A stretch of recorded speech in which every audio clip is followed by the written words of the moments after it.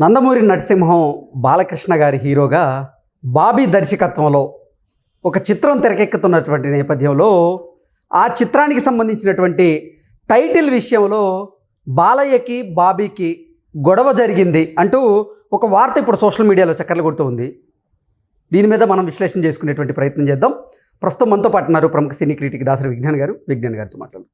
విజ్ఞాన్ గారు నమస్తే అండి. నమస్తే.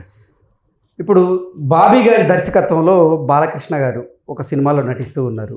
అయితే ఆ చిత్రానికి సంబంధించినటువంటి టైటిల్ విషయంలో బాలయ్య గారికి అలాగే బాబీకి మధ్య డిష్యూ అనేటువంటి వార్తలు అయితే ఇప్పుడు సోషల్ మీడియాలో చక్కర్లు కొడుతూ ఉన్నాయి. ఏంటి ఈ వార్తల్లో వాస్తవం ఉందా? యాక్చువల్గా చెప్పాలి అంటే బాలయ్య గారి సినిమా సంక్రాంతికి అనౌన్స్మెంట్ జరిగింది 109. సేమ్ సంక్రాంతికి హిట్ కొట్టినటువంటి వాల్తేరు వీరయ్యతో హిట్ కొట్టిన బాబీ డైరెక్టర్. అదే వాల్తేరు వీరయ్యతో అప్పట్లో వీరసింహారెడ్డి పోటీ పడింది గుర్తుంటే. అంటే బాబీకి వర్సెస్ బాలయ్య. అప్పుడు బాబీ వర్సెస్ బాలయ్య అనుకో సింపుల్గా చెప్పాలి అంటే.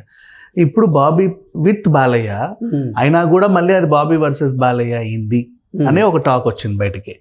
ఇంతకీ ఏం జరిగింది అంటే ఇది సంక్రాంతికి రిలీజ్ అని పెట్టుకున్నారు. ఇప్పటి వరకు సంక్రాంతి రిలీజ్ సినిమాలన్నీ మనకు తెలుసు.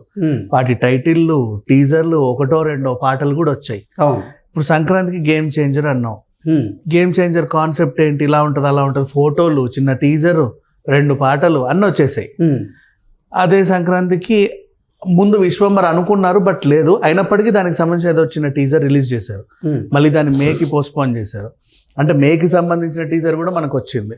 ఇక పుష్ప గురించి అయితే మనకి ఈ డిసెంబర్లో లాస్ట్ ఇయరే మనకి అన్నీ తెలిసిపోయినాయి. ప్రతి సినిమాకి ఇన్ని తెలిసిపోతున్నాయి. మరి ఇదేమో నెల రోజులు లేదు రిలీజ్కి, మహా అయితే అటు ఇటుగా. NBK 109 అంటున్నారు కానీ అసలు అది ఏంటో తెలియట్లా, ఎవడూ చెప్పట్లా. సో ఫ్యాన్స్ అందరూ కూడా మాకు తెలియాలి అనేసరికి అసలు అంటే వీళ్ళ బాధ ఏంటంటే ఏమీ చెప్పకపోతే నిజంగా సంక్రాంతికి వస్తుందో రాదో, పోస్ట్పోన్ అయిద్దేమో, వీళ్ళేమో కిమ్ కామ్ అనకుండా కూర్చున్నారు అని. వీళ్ళు ప్రకటన ప్రకటించుకున్నారు, నేను November 15కి టైటిల్ రిలీజ్ చేస్తాము, అందరూ వేచి చూడండి అని చెప్పి ఒక ప్రకటన. ఇప్పుడు November 15కి టైటిల్ అంటే 14-13వ తారీఖే వీళ్ళకంటూ అవగాహన ఉంటుందిగా. అంతకుముందే ఇది అని ఒకటి అనుకుంటారు. ఇన్ని టైటిల్లు తీసుకున్న తర్వాత కొన్నిట్లో సింహ వచ్చేలా చూసుకున్నారు, కొన్నిట్లో రెడ్డి వచ్చేలా చూసుకున్నారు. సింహారెడ్డి ఉంటేనే హిట్ కాదు, భగవత్ కేసరి హిట్ అవ్వాలా. అట్లా ఇంకే టైటిల్ ఉన్నా బాలయ్యకి యాప్ట్ అవుతుంది. ఇప్పుడు బాలయ్య మ్యాని అని నడుస్తుంది కాబట్టి ఈ సినిమాకి తగ్గ టైటిల్ పెడదామండి అని అనుకున్నారు. సరే గో అహెడ్. లాస్ట్కి రెండింటి మధ్యలో తెగింది. ఒకటేమో సర్కార్ సీతారాం అంటే ఆల్రెడీ మనకి టైటిల్లో చాలా విషయాలు అర్థమైపోతున్నాయి. సీతారాం అనే ఆయన క్యారెక్టర్లో బాలయ్య ఉంటాడు. ఆయన ఒక సర్కార్ నౌకరీ జాబ్ చేస్తున్నాడు. ఒకవేళ పోలీసే అనుకో, మనకి దాని తప్ప పవర్ఫుల్ టైటిల్ పెడతారు కాబట్టి అది కాదు. ఒక గవర్నమెంట్ ఉద్యోగి. మరి ఈ గవర్నమెంట్ ఉద్యోగి ఏం చేస్తాడా ఏంటా అనే ఇదిలో కొంతమంది ఉన్నారు. టైటిల్ కూడా పర్లేదులే, బాలయ్య గారికి బాగానే ఉంటుంది, యాప్ టైటిల్ లాగా ఉంది అని అనుకున్నారు. ఈలోపు ఇంకో టైటిల్ తెర మీదకి వచ్చింది, డాకు మహారాజ్ అంటే డాకు అంటే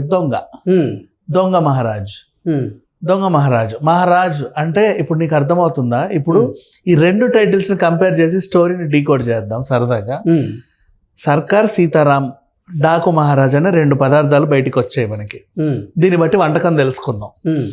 ఇక్కడ సర్కార్ సీతారాం అంటే అర్థమైపోయింది, సీతారాం అనే పేరు సున్నితమైనటువంటి మనిషికి పెడతారు, లేదా పవర్ఫుల్ అంటే రుద్రేష్, గిద్రేష్, భద్రేష్ అని పెడతారు. కానీ అట్లా కాదు, పవర్ఫుల్ లా కాకుండా సున్నితంగా ఉండే క్యారెక్టర్ సీతారాం. సర్కారు ఉద్యోగం చేసే సీతారాం. ఓకే, బాలయ్య దీంట్లో సర్కార్ నౌకరీ చేసే ఒక సున్నిత మనస్కుడు అనేది ఇక్కడ అర్థమైంది.